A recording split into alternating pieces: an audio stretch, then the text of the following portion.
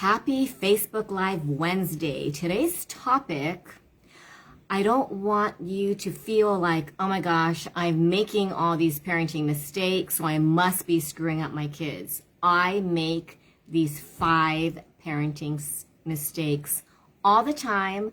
What we need to do is to be aware and just navigate and just be conscious of the words that we say, the reactions that we have, and just the behavior that we're presenting to our kids, because our kids, no matter how old they are constantly observing what we say, what we do, the lectures that we give. And so what are these 5 parenting mistakes? I've written them down to remind me so that I don't have to go off tangent, okay? Under or overdoing it. You've made a vow, right, to treat your kids differently than how you were treated. I remember telling myself I will not repeat the lectures, the looks, and the words that my mom used to tell me. But this becomes where you either become too strict because you feel like I need to be strict with my kids in order for them to learn, in order for them to gain respect, and in order for them to just be prepared for adulthood. Or you go the other end. You're a little too permissive. You want to make sure that your child is happy, and where's the in-between? So be aware of how involved you are, right? Create boundaries, but just be conscious of your behavior and your reactions, because your reactions is what can damage your child's self-esteem, can damage just their beliefs, right? Self-esteem, beliefs, and just the judgment that they place on themselves, which can be carried on throughout their adult lives and perhaps be repeated when they become a parent. So just acknowledge and be aware. Am I overdoing it? Am I underdoing it? Parenting mistake number 1. There is a balance to seek. Number 2, not getting to know your child. I don't assume that your child is disrespectful or bratty or naughty. Hey, chat, thanks for watching. Right? A lot of us just judge our kids. Oh my gosh, how dare my child disrespect me? How dare my child make really poor decisions? I must be a bad parent because I am not guiding them to making proper decisions. Well, are you talking to your child? I'm realizing instead of, judging my girls' behaviors and even their words, right? They are 18 and 24. They're adults. So a lot of times I think they should know better. Number 2, have I not taught them? Number 3, major judgment. And then I internalize it, asking myself, what did I do wrong? What did I not do to prepare my daughters for whatever they are going through? But I am starting to realize it is so vital to have conversations where you listen more than you lecture. And for me, that is hard. As an educator, as someone who, I coach, I educate, I sometimes fail to listen. But when you ask questions, your children will be more than happy to share, only if they know they will not be judged. So in the beginning, it might be hard because your child might fear, even as an adult, right? You wonder, should I share? Am I going to be scolded? Is my mom going to tell me that what I'm doing or thinking is wrong? So engage in conversations where you listen and ask important questions. So you understand, why is your children acting up? Why are they giving you attitude? Why are they feeling unmotivated? Or, we think it's laziness, but they might be going through something much deeper. And just by voicing what they're going through can change their decisions, can change their whole attitude, can change the way they make decisions. just by listening and asking simple questions. So I can feel that you're going through something. What's going on? And then listen without judgment, because we immediately go into, well, I go into fix-it mode, right? I want to give advice. I want to prevent them from making further mistakes. And you want them to just stop. Hey, Carrie and Adam, just going over mistakes that we parents make. I make them all the time, but I am becoming more aware, right? Number one, under or overdoing it. Number two, not getting to know my child. We think we know them, right? But do we really? Are we taking the time to have deep conversations where your child feels heard, understood, and not judged? My 18-year-old reminds me all the time, oh, you're turning this into one of those life lesson lecture things, Mom. You told me you were going to do that. You told me you're not going to try to fix it, and just listen so I feel heard, understood, and not judged. If this is the only tip that you carry out, I think it'll be a great gift for your child and for you, because you won't feel stressed if you feel that you do not have to fix. You just listen and make your child feel important. Hey, Melissa, thanks for joining in. Parenting tips and parenting mistakes. And, I admit I commit all of these all the time, but I think if we're aware of what we do, then our parenting will change, which will mean that the relationships with our children will change, which will change the way that our children turn out. I hear a lot about, these millennials, they're just so entitled. They're so, they're not the way that we were raised. And then I interviewed a Hawaiian healer, Douglas Ahi, who said, the way that children are is a reflection of the way they are parented. And that was a big wake-up call. Wait a minute. It's up to us. It's our fault. In a way, it could be society's, the way that technology, right? Everything is at their fingertips. They want things now. So, of course, you might end up feeling a little bit entitled because things are so easy to get. So they don't want to stand in long lines. They don't want to take the longer route to even cooking. They want things fast because that's the way they've been living the past however many years they've been alive. Mistake number 3, worrying about your kids. I am famous for worrying and believing that I can fix, I can prevent, I can guide them from making mistakes that I know they'll regret. But guess what? When your kids see you worrying about them, you know what they feel? They feel like you do not trust in them to make the big decisions, the small decisions, right? Are you going to wear that? Wait, you're going to major in what? Oh, is that what you're going to do with your life? Just the tone of voice that we use. Oh yeah, that's a good decision. Pausing. Our kids know deep down what we think. I mean, sometimes I say the right words and I guess I'm so expressive. My daughters will go, I know what you're thinking. I'm like, what do you mean? I didn't even say anything. Mom, your eyes said it all. So really take the time to teach your kids, you know what? I trust you. Is it going to be easy? Absolutely not. I have such a hard time trusting. My daughter's taking her driver's road tests next week, and I am terrified. Actually, it's going to be February 16th, and I'm beside myself. I don't know if she's going to have an accident. I don't know if she's going to, right? And the what ifs that you're doing, that we all do, you know what they teach our kids? We do not trust them. And how do you feel when your significant other or your friend, your boss, anyone doesn't trust you?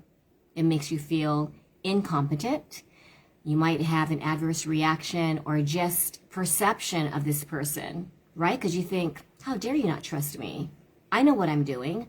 And as a teenager, they're going to think that anyway, right? Because that's their growth phase. They're supposed to think that they know everything. They're supposed to make mistakes And it is not our job to prevent them from learning and making mistakes, because we do not learn unless we make a mistake.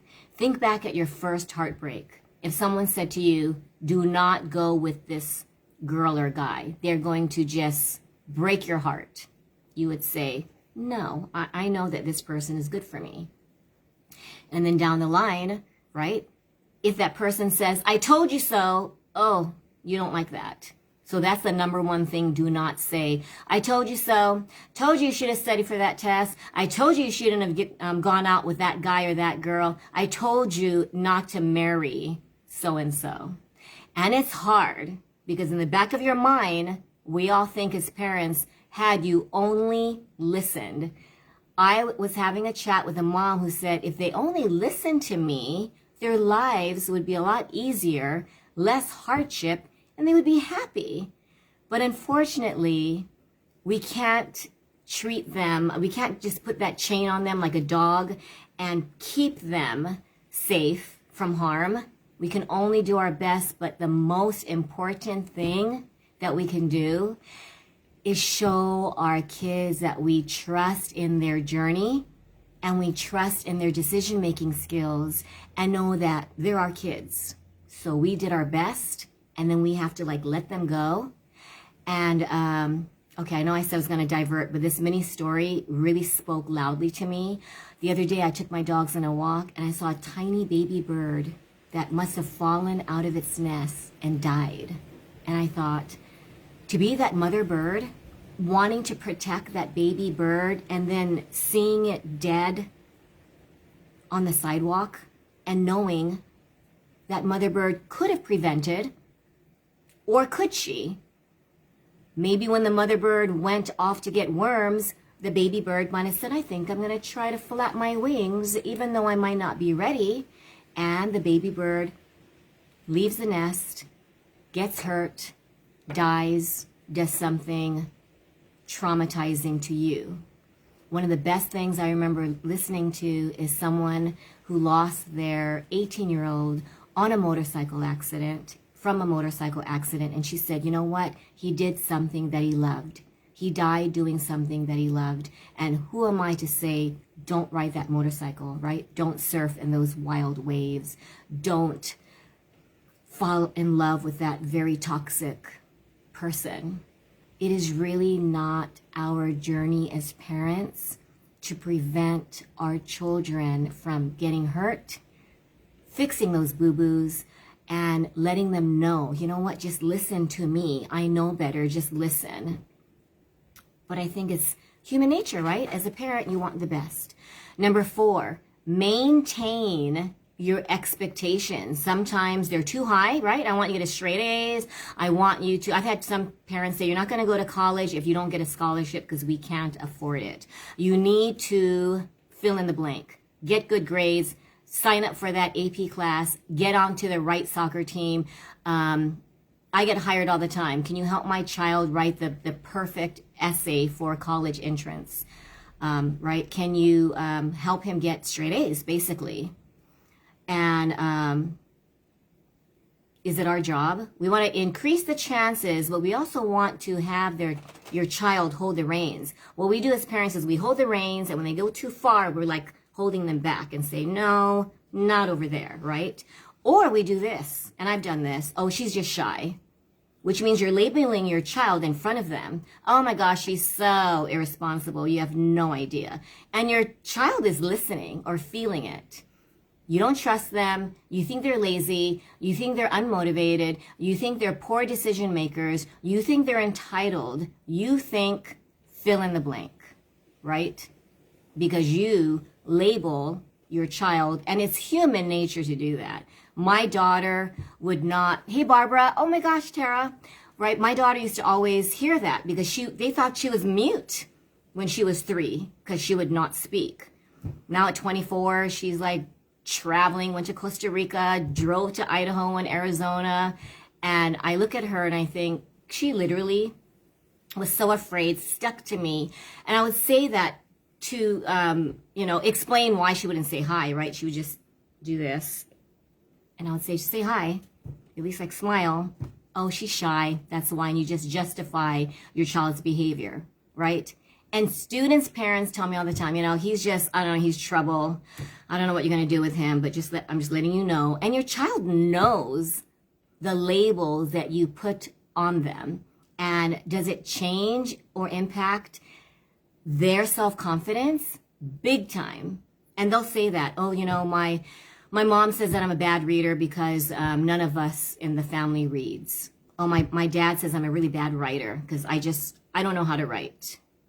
And so I try to retrain their brains and let them know that just because someone tells them that they're a bad writer, they can rewrite that story. Just because someone says that they're shy, just a side note, I couldn't even say, here, when I was in kindergarten, I wouldn't speak. And my teacher would say, everyone close your ears, close your eyes. Okay, Karen. And I would not say here during roll call. And my parents would practice, Karen, here. And then after school, I come home. Did you do it? No. And so these lives that I'm doing, totally out of my comfort zone. The interviews that I'm doing a global, Voice America interview on the 19th. I am petrified, but I have to retrain my brain and know that I cannot live up to the labels that I put on myself, that my parents put on me, that your teachers put on you. Do not live up to the labels, and most of all, do not label your child, because they will know, right? Even though you don't say it outward, they know how you feel about them, right? If you have multiple kids, one child will go, I'm mom's favorite. Or, you know what, I was the troubled child who gave my mom hell growing up. Number 5, do you role model that life is hard? Do you say stuff like, you know what? I don't know if you're prepared for real life, because real life sucks. Real life is hard. You are going to have to toughen up, and it's just going to be pure hell. I had one mom say, once you have kids, say goodbye to enjoying life. And I thought, oh my gosh, she's 30, contemplating whether to have kids, because your mom said, once you have kids, your life is over. And as mothers, you know why she said it, but what a thing to say to your child. It's like, when you grow up, say goodbye to playing. You got to pay taxes. You got to be an adult. You have to pay bills, and you have to, face it. It's not going to be fun. Well, if you're doing that, then as a child, they want to prolong that childhood. They want to be playful, irresponsible, unmotivated, and just be that child and procrastinate adulthood, because you're setting them up feeling like adulthood just sucks big time. So let's reframe that, right? Another thing, you know how much I sacrifice for you? You don't appreciate all that I do for you. I am guilty for that. It's like, you know what? When my daughter goes, we have no fruit. I'm like, wait a minute. We have blueberries, apples, grapes, and oranges, but we don't have strawberries. And I think, oh my gosh. And then the lecture is just an automatic thing, because they've pushed our buttons. Well, guess what? Their job is to push your buttons. Our job is not to react, not easy, not to judge, and reassure our kids that, you know what? You're going to do great in life. You're going to overcome challenges. Hardships will happen, but you will just conquer anything that comes your way, because you're my child, because you are amazing. That's a message you give. You are amazing. You got an F? You're still amazing. You're behind 6 to 8 assignments? You're still amazing, because your worth is not tied to your accomplishments. It's not tied to your grades, and it's not tied to what anyone says about you, right? If your teacher says, you don't have a talent for math, he really needs extra help in math, just say, you know what? I know that you might not be interested in math. If you're interested in learning about it, let's find ways. YouTube videos, a tutor, let's navigate this thing called life together, and just know that, you know what all you need? What, Mom? What do I need? Confidence. knowing that you are loved unconditionally, meaning no matter what. I used to tell my girls, and they would be like, what? I said, I want to know that I love you, even if you commit a crime, even if you commit murder, even if I'm not saying to do drugs or to commit a crime or to kill someone, but my message was, I know you're not going to do these things, but know that I love you no matter what, and even if. That's a hard one, right? Because I'm human. I used to say I'm really disappointed. Right? I'm really disappointed. I thought you would know better. Well, guess what? That's one of the things never, ever to say. Because your child will forever remember they were not good enough in your eyes. They're incompetent, and most of all, that they are a failure. They are a failure. That is tough to live with. So, know that your kids dread becoming an adult if you are, promoting that adulthood is tough. They're not going to want to be an adult. And, they do feel manipulated, right? They feel shamed when you say stuff like, you know what? Oh my gosh, if you keep that up, you know what's going to happen? How many times have I told you? Everything that I'm telling you not to do, I'm owning it. I have said it. I have done it. And you know what? They do create distance. Your child will create distance as an adult. They're not going to want to visit you. Are they going to want to come bring their kids to grandma? They're going to hesitate. They'll do the obligated holidays, Thanksgiving, Christmas. But they don't want their kids to suffer from what they had to suffer from. So you want to feel appreciated as a mom, as a dad, but you don't want to make them feel guilty to get that appreciation. And I am so guilty for doing that, right? I gave birth to you, I provided, I've sacrificed, and your child does not feel unconditionally loved. Your child feels like they were a burden to you, right? If you say that, you know how much I sacrificed? As a child, I'm sure inside they're thinking, well, then maybe you shouldn't have had me. If I was such a burden and you had to sacrifice, wow, that shows how much you love me, mom or dad or auntie, uncle, grandma, grandpa, right? If you say that to your child, you are actually telling them that you had to sacrifice in order to provide. Yeah, we all do. But if you say that, the message you're giving is, I had to give up what I wanted just so that you could have what you have. I had a loved one that I won't say who said, you know what, I could have done so much with my life, but I had you guys. And I thought, wow. I was lectured, but my mom would say, I love you this much. And she would make her hands go as wide as she could. And I felt loved. The Japanese don't really demonstrate love. I never saw my parents hold hands. Until my mom was like wobbly and my dad held her hands for safety reasons. They only kissed on New Year's Eve, but my parents would like do it real, just quick peck and go, ugh, you have to brush your teeth. So I was never shown that, that public display of affection. But I just wanted to go real quick, and just real, like a 5 tips recap. Overdoing it. Be conscious of it, right? Get to know your child without judging and labeling them. Stop worrying or express worrying. If you want to worry, call a friend and worry to her. Do not tell your kids, oh my gosh, you know what's going to happen? I just worry for your safety. I just worry if you're going to fill in the blank. Did you do your homework? Are you logging on time? Are you late? Are you fill in the blank? That makes your child feel that you don't trust them and they make poor decisions.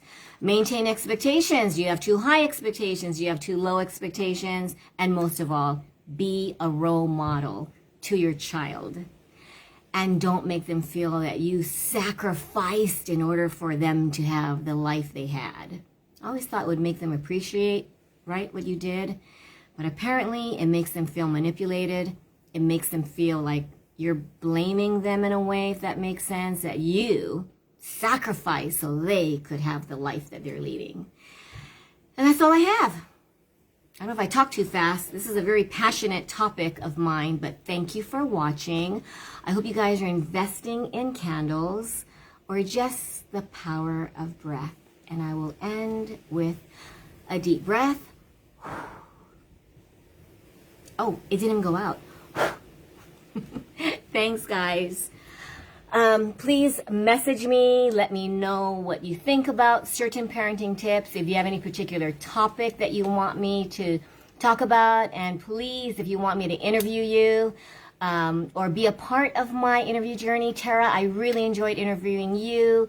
Please, please, I need moms, dads. I'm looking for a school counselor. If you work with kids, if you're a grandma, if you're an auntie, you don't even have kids, but you have experiences that you like to share that either affected you, words that your mom said, or behaviors that your parents did that you know made a big difference, either negative or positive. I'd love, love to talk to you. So message me, and I'll see you next Wednesday. Have a great day. Bye, guys.